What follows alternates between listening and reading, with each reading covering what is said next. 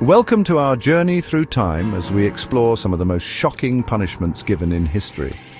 From the unforgiving deserts of ancient Babylon to the bustling streets of revolutionary France, humanity has grappled with the concepts of crime and punishment for millennia. From ancient civilizations to modern times, the way society has dealt with crime has evolved dramatically. Join me as we peel back the layers of time and uncover the harsh realities of justice in ages past. Our journey begins in ancient Mesopotamia, in the year 1754 BC. Here, amidst the fertile crescent of the Tigris and Euphrates rivers, a king named Hammurabi sought to bring order to his burgeoning empire. He created a comprehensive legal code inscribed on a towering stone monument now known as the Code of Hammurabi. This code, a marvel of its time, laid out punishments for various offenses, guided by the principle of an eye for an eye, a tooth for a tooth. Justice, in Hammurabi's time, was often brutal and unforgiving. Theft, for instance, could lead to the amputation of a hand, a stark reminder of the transgression committed, and for those who dared to raise a hand against their social superiors. The punishments were even more severe, often resulting in death by drowning or impalement. The ancient Egyptians, masters of preservation and architects of awe-inspiring monuments, held a unique view of justice. For them, the pharaoh was not merely a king, but a divine intermediary, appointed by the gods to maintain order. To defy the pharaoh was to defy the gods themselves, a transgression punishable by unimaginable wrath. Crimes, therefore, were seen not just as offenses against individuals, but as affronts to the cosmic order, demanding swift and often brutal retribution. Those who incurred the pharaoh's displeasure faced a grim fate. Decapitation, a swift and brutal end, was reserved for the most serious offenses. Impalement, a slow and agonizing death, served as a chilling warning to any who dared to challenge the established order. And for lesser crimes, there was the ever-present threat of flogging, a punishment designed to humiliate and break the spirit. As centuries passed and civilizations evolved, new methods of punishment, often more gruesome, were devised. The medieval period in particular saw the rise of torture as a tool of interrogation and punishment. One such instrument of suffering was the rack, a sinister contraption designed to stretch the human body beyond its limits. Victims, often accused of heresy or treason, would be bound to the rack, their limbs slowly pulled in opposite directions. The pain, excruciating and unbearable, was meant to elicit confessions, true or false. But the rack was just one tool in a grim arsenal. Breaking on the wheel, a punishment reserved for the most heinous crimes, involved the methodical breaking of bones, one by one. And then there was burning at the stake, a public spectacle often used to punish those accused of witchcraft or heresy. The flames, consuming the victim in a horrifying display, served as a stark warning to any who dared to challenge the authority of the church or the crown. For centuries, public executions served not just as a form of punishment, but as a theatrical display of power, a grim spectacle meant to deter crime and reinforce the authority of the ruling class. The methods employed were often brutal and designed to inflict maximum suffering, serving as a chilling reminder of the consequences of transgression. Hanging, a common method of execution, involved suspending the condemned by the neck, slowly strangling them to death. Drawing and quartering, reserved for the most serious crimes, was a particularly gruesome affair.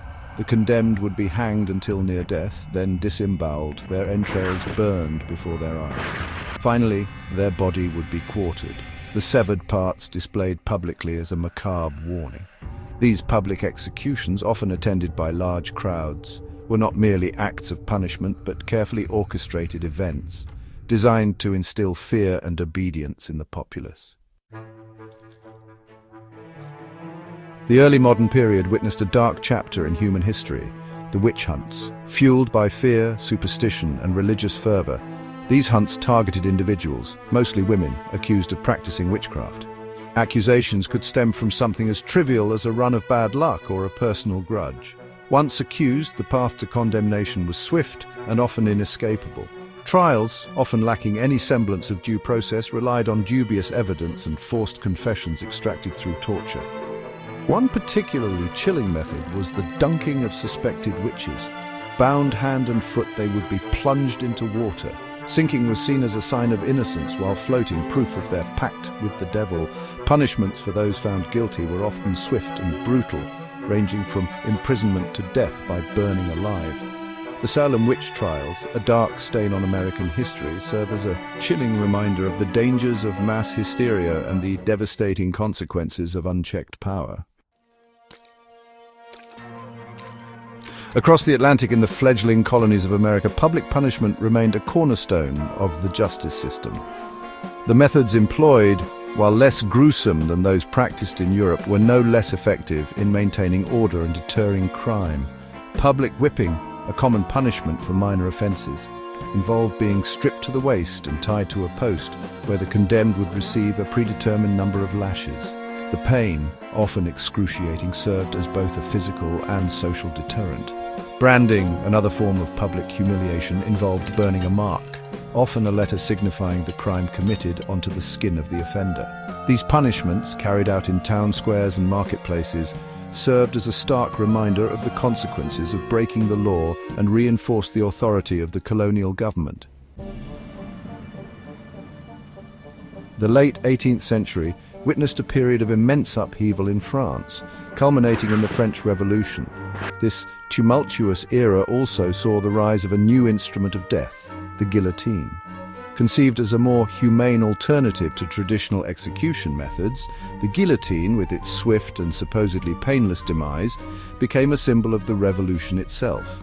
Dr. Joseph Ignace Guillotin, a French physician, advocated for its adoption, believing that all men, regardless of social standing, deserved a quick and painless death.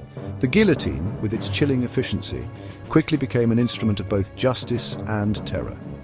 During the Reign of Terror, a period marked by extreme paranoia and violence, the guillotine claimed the lives of thousands, including King Louis XVI and Marie Antoinette. As we enter the modern era, we see a gradual shift in societal attitudes towards punishment. The death penalty, once a cornerstone of justice systems worldwide, has come under increasing scrutiny, with many countries abolishing it altogether. The focus instead has shifted towards rehabilitation, with prisons evolving from places of confinement to institutions aimed at reforming offenders and preparing them for reintegration into society. This shift reflects a growing understanding of the complexities of crime and a belief that punishment should not be solely about retribution, but also about redemption and rehabilitation. However, the journey towards a more just and equitable system is ongoing, with many challenges still to be addressed. Debates continue over issues such as mass incarceration, racial bias in the criminal justice system, and the effectiveness of various rehabilitation programs. As we strive to create a more just and humane society, it is crucial to learn from the mistakes of the past and to approach these issues with empathy, understanding, and a commitment to equality for all. As we reflect on these historical punishments, it's clear that our understanding of justice has come a long way. The cruel and unusual punishments of the past serve as a stark reminder of the importance of human rights and the need for a justice system that is fair, equitable, and humane.